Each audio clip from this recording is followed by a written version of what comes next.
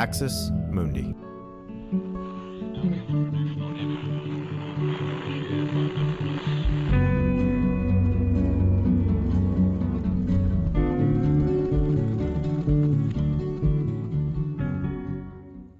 Welcome to Straight White American Jesus. My name is Brad Onishi, faculty at the University of San Francisco.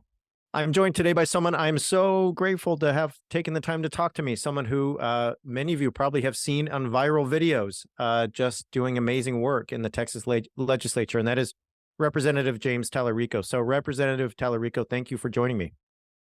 Thanks for having me. Let me tell folks about you. I think a lot of folks have probably heard by now, but you are a representative in the Texas House, and you represent District 50 there. You were born in Round Rock, which is near Austin, attended Wells Branch Elementary, graduated from McNeil High, and earned degrees from the University of Texas at Austin and Harvard. After that, you became a teacher on the west side of San Antonio, and public education remains something that is near and dear to your heart. It is a cause you champion all the time. You serve on the Public Education Committee, the Juvenile Justice and Family Issues Committee, the Calendars Committee, and many other things. Folks, if you've been following Texas politics, they've had 4 special sessions called by the governor. So Representative Talarico is tired, so we're going to get him in and out of here. I wanted to interview you for so many reasons, but you went viral last summer talking about the 10 Commandments bill. You've been featured in Politico and other places just talking about the state of Texas and the people that you represent. One of the things that comes through every time you talk is that you're a person of faith. You're a Christian. Is it fair to characterize you as a Christian who is trying to combat Christian nationalism in Texas? Yeah, I think that's a great way to describe the work I'm doing here in Texas. There is a cancer on my religion. And until we confess the sin that is Christian nationalism and exercise it from our churches, we can't live up to the teachings of Jesus Christ. And so, unfortunately, a lot of the time that I spend here at the Texas legislature is combating that Christian nationalism, that perversion of my faith, and that subversion of our democracy. We're going to come back to that, and that's something that I think people are going to want to hear a lot more about. I want to talk, though, also about your experiences as a public education, as a public school teacher, and I'm just wondering what your experiences teaching in public schools in Texas did to motivate you to run for office, and all the work that you do now. Yeah, and to connect it back to your first question, my faith is really what motivated me to become a teacher, and motivated me to run for office. So my faith really underpins everything that I do. It's the most important thing in my life. I was the grandson of a Baptist preacher from South Texas. I still attend the same church I was baptized in when I was 2 years old, and I'm now in seminary studying to become a minister myself. And so I was taught from the earliest age that our love for God has to become our love for our neighbors. Our faith has to move us from the sanctuary to the streets. And so it's why I was a political activist and organizer in college. And it's why I became a public school teacher on the west side of San Antonio. For your listeners who are familiar with San Antonio, they know that the west side is a beautiful and historic Mexican-American neighborhood. And it's also one of the poorest zip codes in the state of Texas, one of the poorest zip codes in the country. And so every day, my students struggle heroically to overcome poverty, overcome racism, overcome systems that were designed to hold them, their families, and their community back. And so my time in the classroom was spent trying to help my students overcome those inequitable and unjust systems, not just educational systems, but also healthcare systems, criminal justice systems, environmental systems, all of which conspired to hurt my students and students just like them around the state, around the country. And I was a pretty good teacher in room 112 at Rhodes Middle School, but we lost Desmond Tutu not too long ago, and he had this great quote about you can keep pulling people out of the river, but at some point you have to go upstream and find out why they're falling in the first place. And I knew that despite the good I was doing in my classroom, my students were still falling back into that same river after they left my care. And that got me really mad and really angry. And it's what led me to work in the nonprofit space, and then ultimately to run for the state legislature, because this is where the vast majority of education policy is crafted. This is where those systems I was just talking about are built. And I felt like we needed a teacher, needed an educator who cared about the students that I cared about in this position. So we've already established that your faith is what really motivates everything you do as an individual, as a public servant. You've just talked wonderfully about your experiences as a middle school teacher and what your students taught you, and how you decided that the system needed to be addressed at large. This brings us to what's happening in the Texas legislature now. Over the past few months, Governor Abbott has called a number of special sessions in order to try to pass a school voucher bill that would provide each Texan with a given amount of money to apply to a school that they would choose. You championed against this bill, and you continue to do so. You've helped to defeat it so far, and it looks like it's on the way to not coming back, at least one hopes. But in the process, you gave us some great taglines. So I'm going to repeat your tagline, and then I want you to tell us what they mean, all right? So here we go. School vouchers are welfare for the rich. So, these voucher scams are pushed by wealthy special interests in Texas and across the country who are trying to dismantle public education and therefore dismantle democracy. And they've come up with a bunch of poll-tested slogans to sell these scams. And those slogans sound pretty good, school choice, educational freedom, parental rights. But once you dig into the data about these programs and what they've done in other states where they've been implemented, you start to realize how much those slogans are pure BS. So working class kids, poor kids like the ones that I taught on the west side of San Antonio can't take advantage of these voucher programs for a couple of reasons. One, private schools can deny admission to any kid for any reason they want. Two, the voucher doesn't cover the full cost of tuition. So how is an $8,000 voucher going to help you get into a $27,000 a year private school? And then last, private schools don't have to provide transportation or special education services.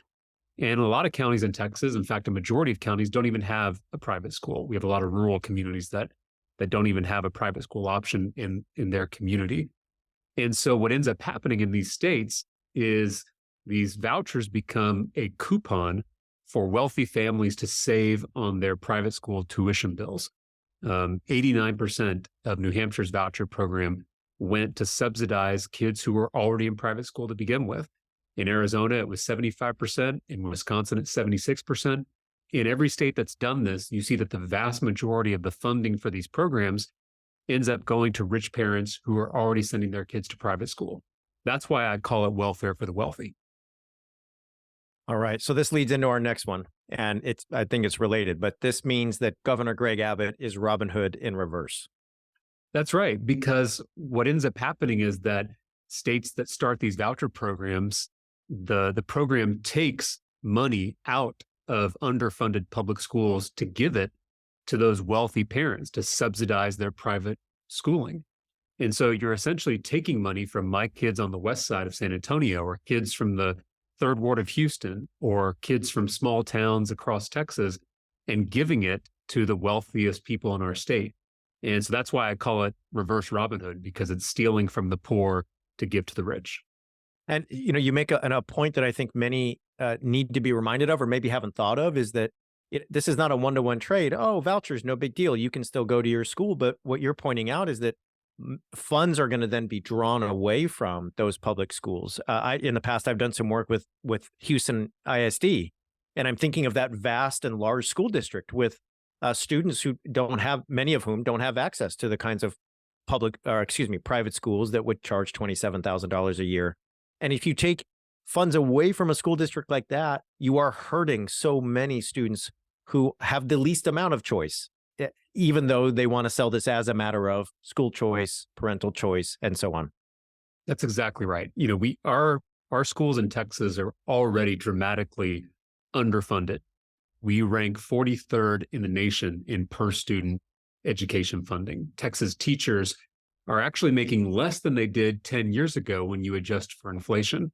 And we have schools across the state, including back in San Antonio ISD, that are on the verge of closing because they don't have enough funding. So that's the context.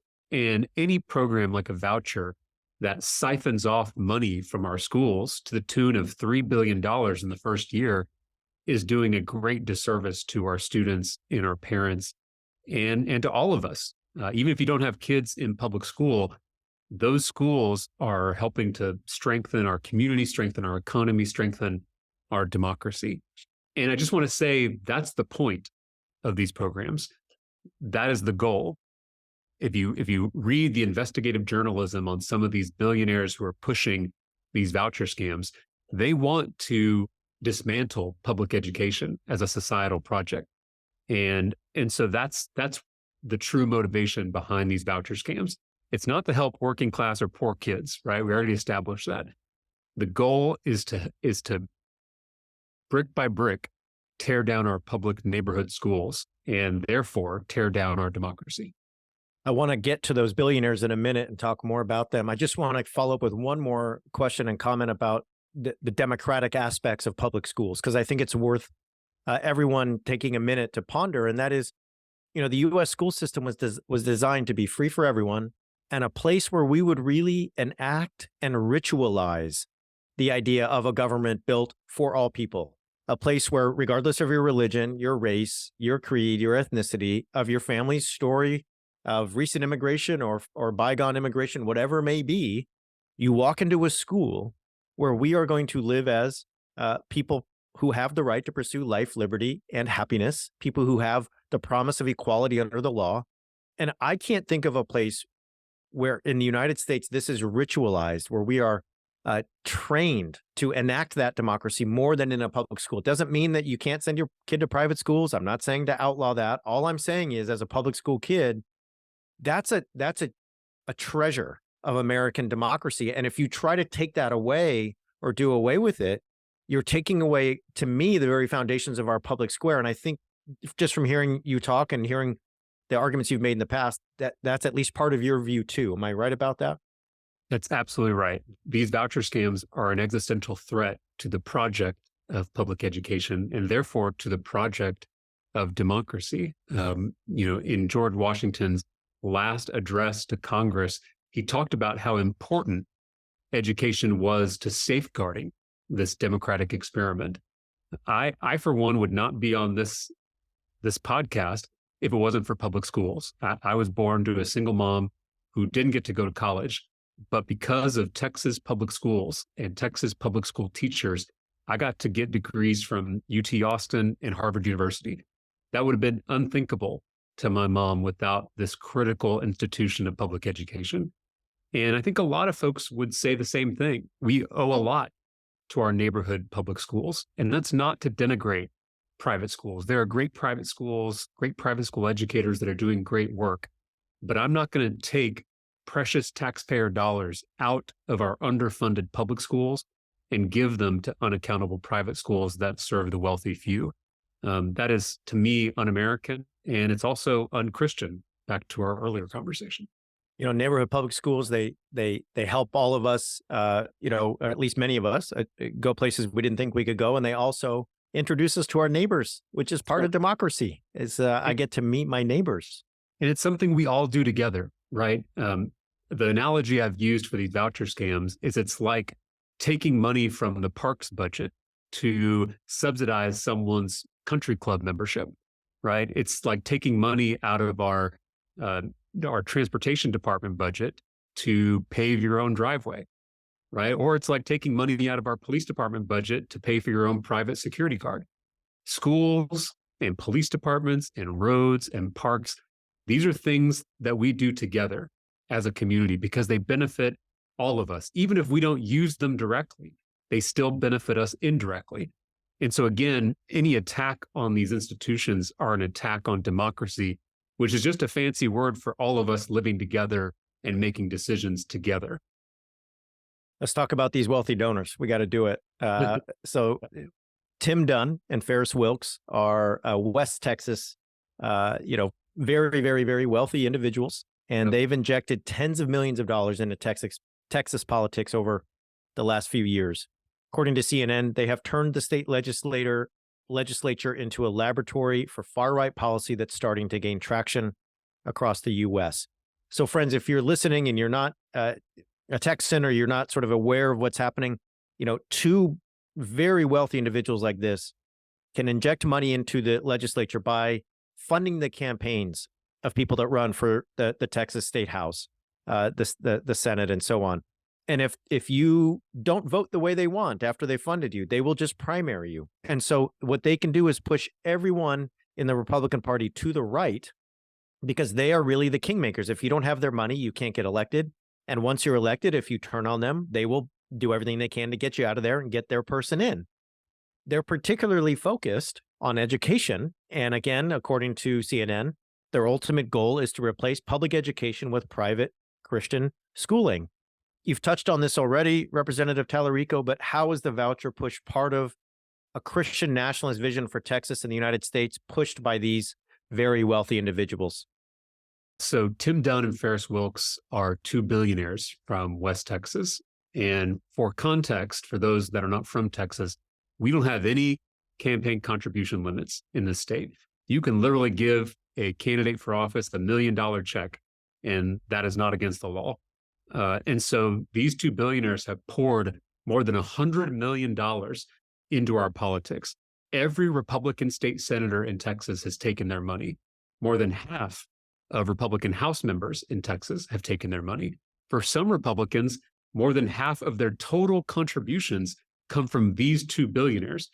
And it's not just buying politicians. They also fund a sprawling network of think tanks, advocacy organizations, legal organizations, media outlets.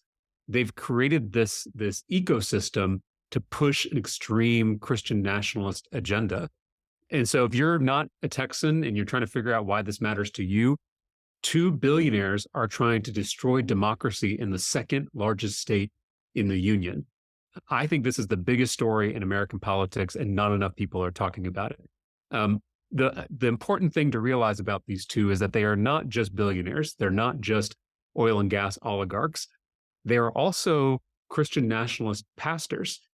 And I know billionaire pastor sounds like an oxymoron, but on Sunday mornings, these two billionaires are preaching at far-right churches. And if you listen to their sermons, they don't preach a theology of universal love. They preach a theology of power and control and domination. They think climate change is God's will. They compare homosexuality to bestiality and pedophilia. And they believe that only Christians have a right to serve in public office. In fact, they told the former Republican Speaker of the Texas House, Joe Strauss, that he didn't have a right to serve as Speaker because he's Jewish. And so the scariest part is that they are turning this toxic theology into law in the second largest state in the country. And we should all be incredibly alarmed by this development and what it means for the rest of the country. So as somebody who's not a Texan, but who has done his best to learn and read and invest in these issues, from afar, it looks like two men can spend $100 million, which means that they are able to, I will just say diplomatically, highly influence who is elected in terms of Republican reps and senators in the state legislature.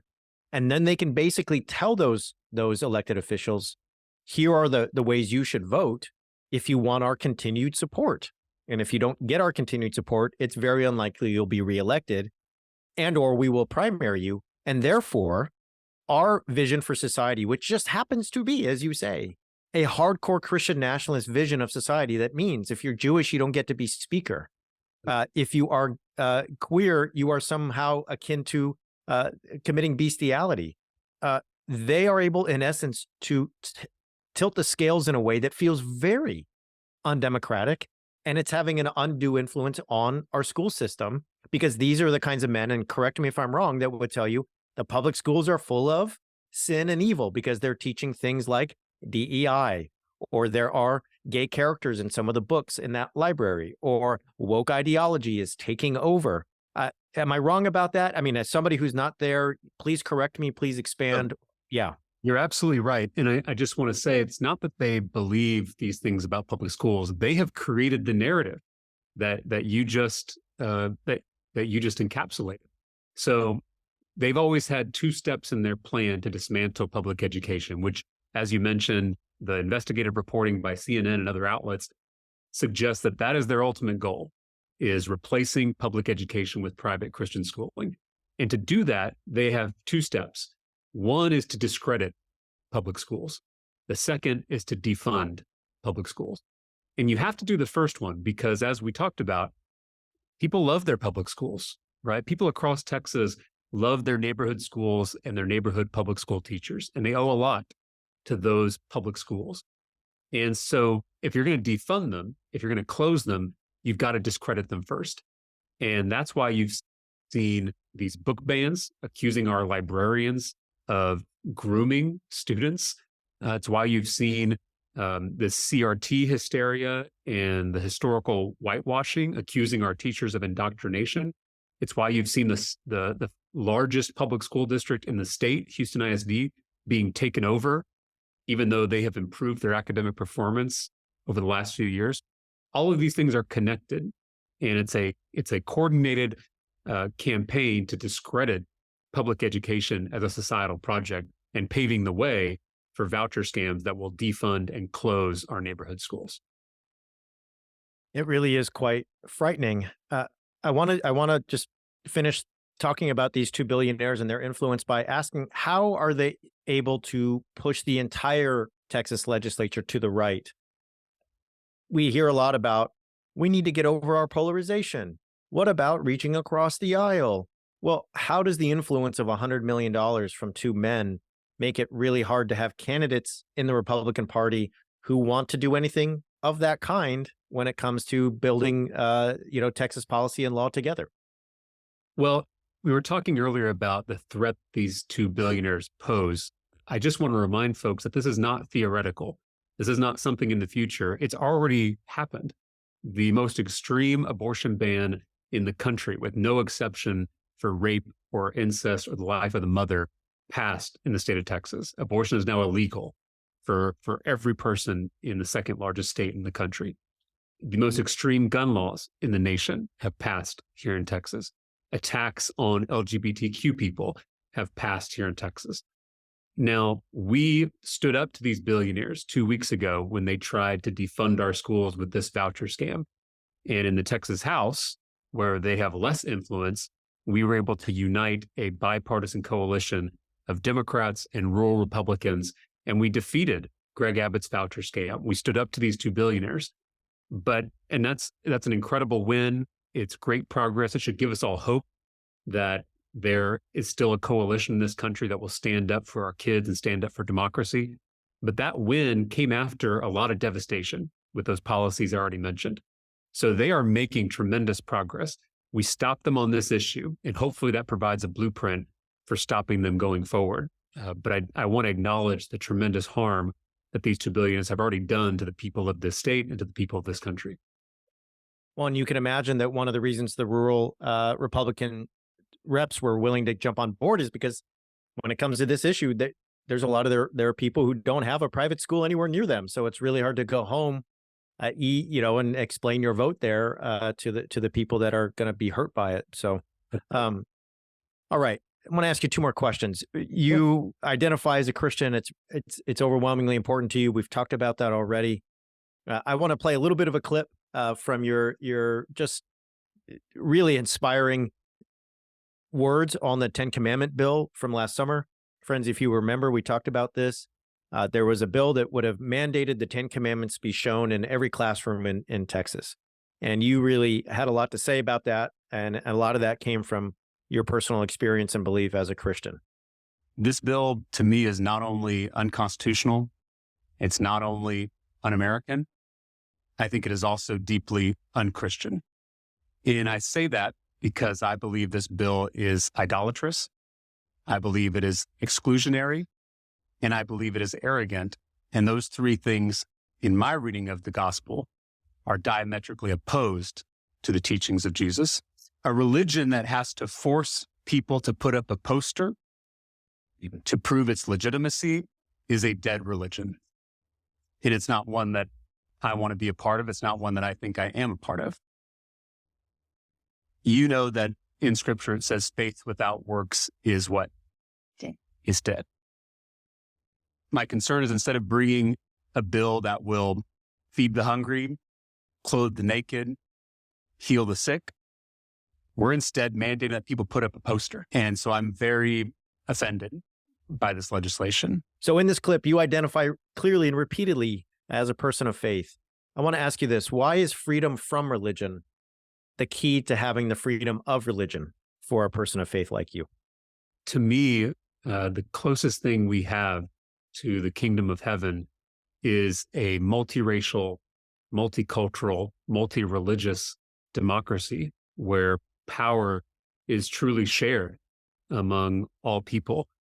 You know, in my tradition, Jesus could have started a Christian nation, but love would never do that. The kingdom of God that Jesus proclaimed was not like any kingdom we've ever known. It doesn't look like any of the kingdoms of the world. Instead of sitting on a throne, Jesus sat at a table.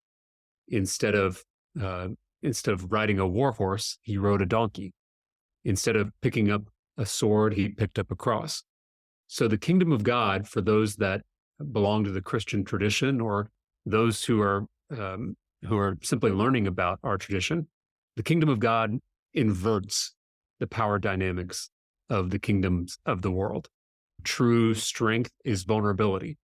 True wealth is sharing. True status is equality. And so to me, a bill that seeks to elevate one tradition over all the rest is antithetical to the kingdom of God and to the gospel of Jesus Christ.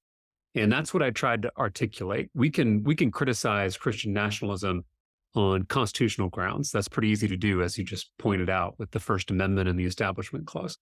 But I think it's really important to critique Christian nationalism on religious grounds, on explicitly Christian grounds, because Christian nationalists are pushing these harmful policies in our name, in the name of Christ.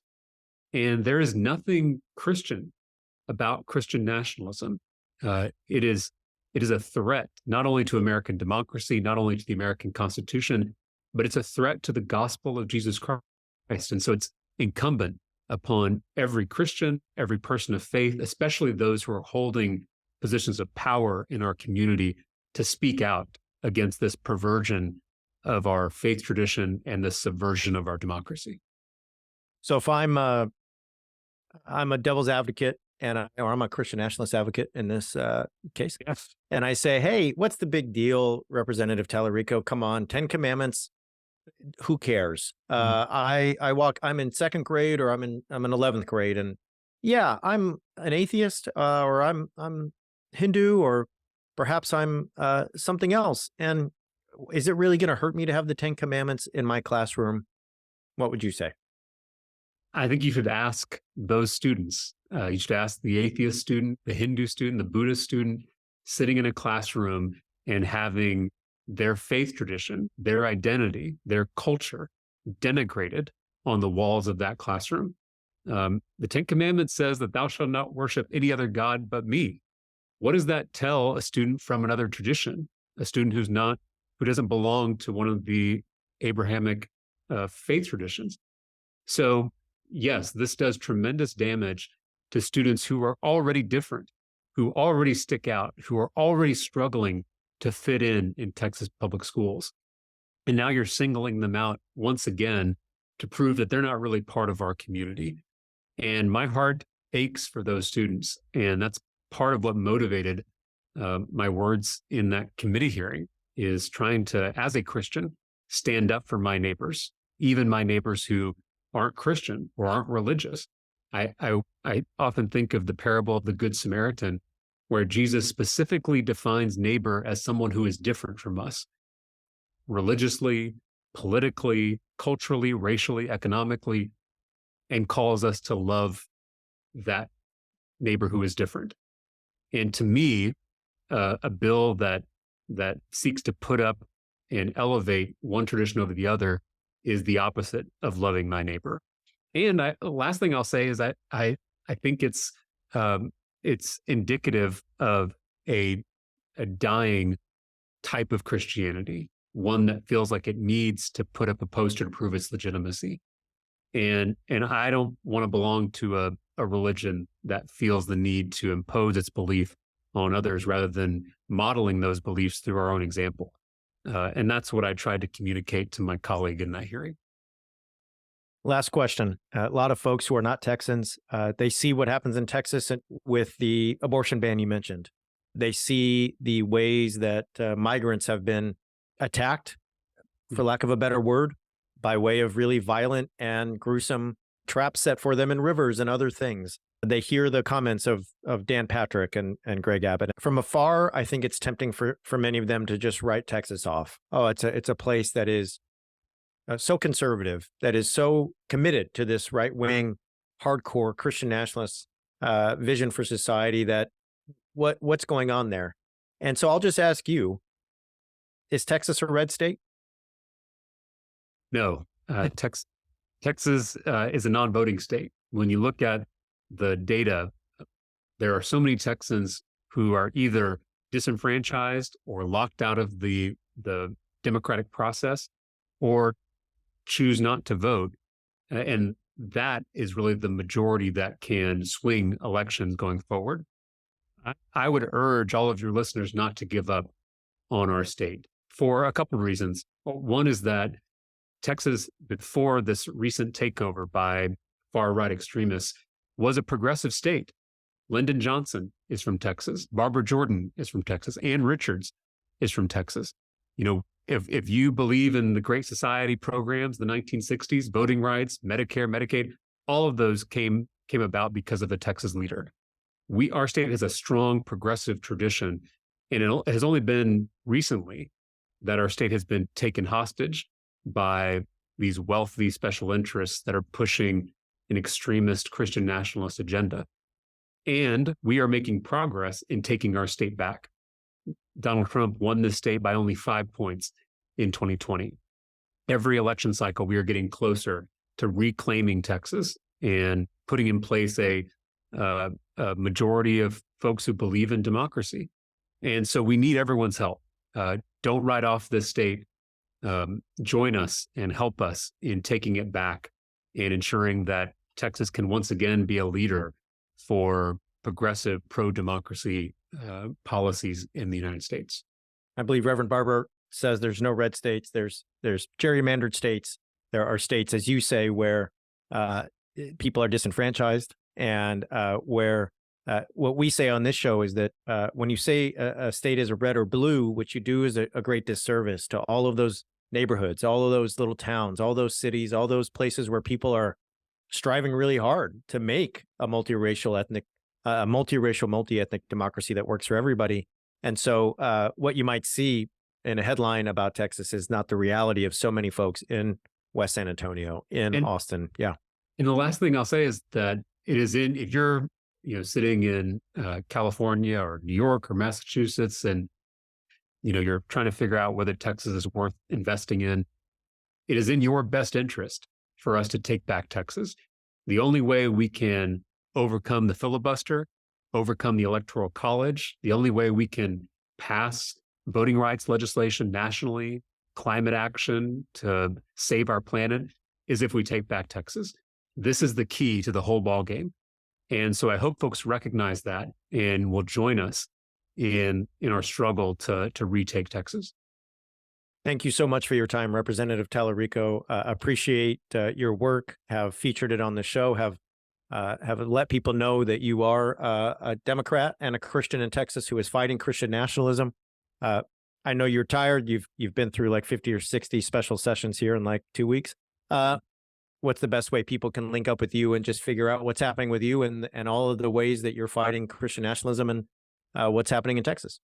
Yeah, you can find me on all the major social media sites, Twitter, Instagram, TikTok. You can sign up for our newsletter on our website, which is just my name, jamestalarico.com. And I want to thank you for having me. I'm a big fan of this show, and y'all do such important work letting people know about these issues. And it's been a true honor to join you here. Thank you so much for your time, and hope we can have you back. And in the meantime, we thank you for all you're doing to fight the good fight. Thank you.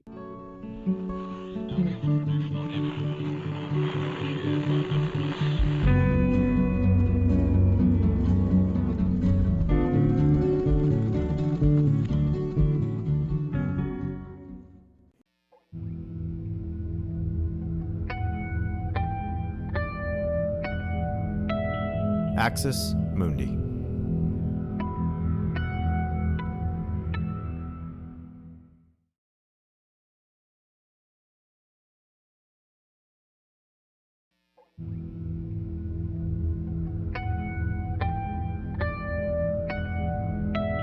Axis Mundi.